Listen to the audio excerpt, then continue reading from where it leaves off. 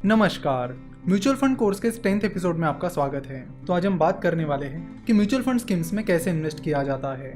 Mutual fund scheme में invest करते वक्त आपसे एक सवाल पूछा जाता है कि आपको रेगुलर प्लान में इन्वेस्ट करना है या फिर डायरेक्ट प्लान में। और जैसे कि हमने पहले ही देखा है कि रेगुलर प्लान का एक्सपेंस रेशो काफी ज्यादा होता है, वही डायरेक्ट प्लान का एक्सपेंस रेशो कम होता है। सो अगर आप किसी एजेंट के जरिए म्यूचुअल फंड में इन्वेस्ट कर रहे हो तो वो रेगुलर प्लान के जरिए इन्वेस्टमेंट होगी, जहां पर आपको कमीशन ज्यादा लगेगी, यानी एक्सपेंस रेशो आपको ज्यादा लगेगा। वही जब आप खुद म्यूचुअल फंड स्कीम चुनते हो तो आपको म्यूचुअल फंड का डायरेक्ट प्लान चुनना चाहिए, जिसमें आपको कमीशन कम लगेगी और आपका पैसा बचेगा।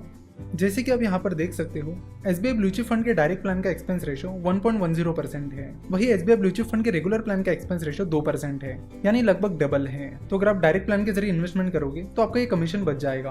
देखो, दिखने में तो आपको ये कमीशन कम लग रहा होगा, लेकिन ये जो गैप है वो आगे चलकर काफी बढ़ जाता है, क्योंकि एक्सपेंस रेशो का मतलब होता है कि आपकी टोटल इन्वेस्टमेंट का उतना परसेंट हर साल कटता रहेगा। यानी अगर आप रेगुलर प्लान के जरिए इन्वेस्टमेंट करते हो तो यहाँ पर SBI ब्लू चिप फंड का रेगुलर प्लान का एक्सपेंस रेशो 2% है, तो आपकी जितनी भी टोटल इन्वेस्टमेंट है उसका 2% सालाना कटता रहेगा। वही डायरेक्ट प्लान में आपकी टोटल इन्वेस्टमेंट का बस 1.10% कटता रहेगा। तो बात यही है कि दिखने में ये डिफरेंस काफी कम लग रहा है, लेकिन आगे चलकर जब आप लॉन्ग टर्म के लिए इन्वेस्ट करते हो तब आपको इससे काफी बड़ा लॉस होने लगता है। तो ये चीज आप जरूर ध्यान में रखिए। अब अगर आपको डायरेक्ट प्लान के जरिए इन्वेस्ट करना है तो कौन कौन से ऑप्शंस आपके पास है। तो सबसे पहला ऑप्शन है उस म्यूचुअल फंड की वेबसाइट पे जाकर उस म्यूचुअल फंड स्कीम में इन्वेस्ट करना। यानी अगर आप SBI ब्लू चिप फंड में इन्वेस्ट करना चाहते हो तो आपको SBI म्यूचुअल फंड की वेबसाइट पर जाना होगा। तो SBI म्यूचुअल फंड की वेबसाइट का नाम है sbimf.com। तो sbimf.com पर आने के बाद यहाँ इन्वेस्ट नाउ पर क्लिक करके आपकी डिटेल्स आपको यहाँ पर फिल करनी होगी, जिसके बाद आप आसानी से उस म्यूचुअल फंड स्कीम में इन्वेस्ट कर सकते हो। तो जिस किसी म्यूचुअल फंड स्कीम में आप इन्वेस्ट करना चाहते हो, आप उस म्यूचुअल फंड की वेबसाइट पर जाकर उस म्यूचुअल फंड स्कीम में आसानी से इन्वेस्ट कर सकते हो।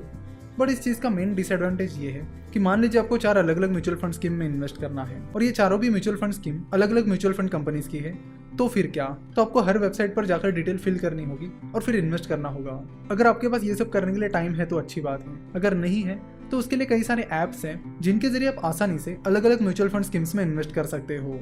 तो म्यूचुअल फंड के डायरेक्ट प्लान्स में आप ग्रो, पेटीएम मनी, कुबेरा एटसेट्रा इन ऐप्स के जरिए भी इन्वेस्टमेंट कर सकते हो। इन ऐप्स की अलग अलग म्यूचुअल फंड्स के साथ पार्टनरशिप है, तो अगर आप अलग अलग म्यूचुअल फंड स्कीम्स में भी इन्वेस्ट करना चाहते हो तो आप एक ही जगह पर वो सारे इन्वेस्टमेंट कर सकते हो। अब सवाल ये आता है कि इनमें से सबसे बढ़िया ऐप कौन सा है। तो जहाँ तक अच्छे यूजर एक्सपीरियंस की बात है तो ग्रो का यूजर इंटरफेस काफी अच्छा है। तो वैसे ग्रो, पेटीएम मनी और कुबेरा तीनों भी ऐप अच्छे हैं, पर अगर यूजर इंटरफेस एंड डिटेल्स की बात की जाए तो ग्रो में आपको म्यूचुअल फंड स्कीम के ज्यादा डिटेल्स और इन्फॉर्मेशन आपको मिल जाएगी। इन सारे ऐप्स की लिंक हमने नीचे डिस्क्रिप्शन में डाल रखी है, तो आप वहां से भी इन ऐप्स को इंस्टॉल कर सकते हो। अब सवाल ये भी आता है कि क्या ग्रो, पेटीएम मनी, कुबेरा ये ऐप सेफ है। तो आपको बता दूं, तो जो भी म्यूचुअल फंड स्कीम के यूनिट आप खरीदते हो वो यूनिट्स आपको आपके नाम पर मिलते हैं, और ग्रो, पेटीएम मनी, कुबेरा ये बस प्लेटफॉर्म्स है जिनके जरिए आप वो इन्वेस्टमेंट कर रहे हो। अल्टीमेटली वो यूनिट्स आपको आपके ही नाम पर मिलते हैं। तो अगर कल जाकर ग्रो या पेटीएम मनी बंद भी हो जाए तो उससे आपको दिक्कत नहीं होगी, आप आसानी से उस म्यूचुअल फंड कंपनी से कांटेक्ट करके अपनी यूनिट्स रिडीम कर सकते हो। देन सवाल ये भी आता है कि जो इन्वेस्टमेंट हम कर रहे हैं वो SIP होनी चाहिए या लमसम। SIP का मतलब होता है सिस्टमैटिक इन्वेस्टमेंट प्लान, जो कि आप मंथली बेसिस पर या क्वार्टरली बेसिस पर कर सकते हो। तो मंथली SIP काफी अच्छा ऑप्शन है, जिसमें अगर आप हर महीने म्यूचुअल फंड स्कीम में इन्वेस्ट करते हो तो उस पूरे साल में आपको जो यूनिट्स मिलेंगे वो एवरेज प्राइस पर मिल जाएंगे। वही लमसम इन्वेस्टमेंट थोड़ी रिस्की हो सकती है। तो अगर आप किसी म्यूचुअल फंड स्कीम में लमसम अमाउंट इन्वेस्ट करना चाहते हो, यानी एक साथ एक ही बार कोई अमाउंट इन्वेस्ट करना चाहते हो, तो आपको समझना होगा कि फिलहाल मार्केट में क्या चल रहा है। अगर आप किसी इक्विटी म्यूचुअल फंड में इन्वेस्ट कर रहे हो तो आपको पता करना होगा कि स्टॉक मार्केट कैसे चल रहा है, मार्केट फिलहाल अंडर वैल्यूड है या ओवर वैल्यूड है। सिमिलरली बॉन्ड का भी आपको एनालिसिस करना होगा। तो लमसम अमाउंट इन्वेस्ट करने से पहले आपको थोड़ा बहुत एनालिसिस करना पड़ेगा।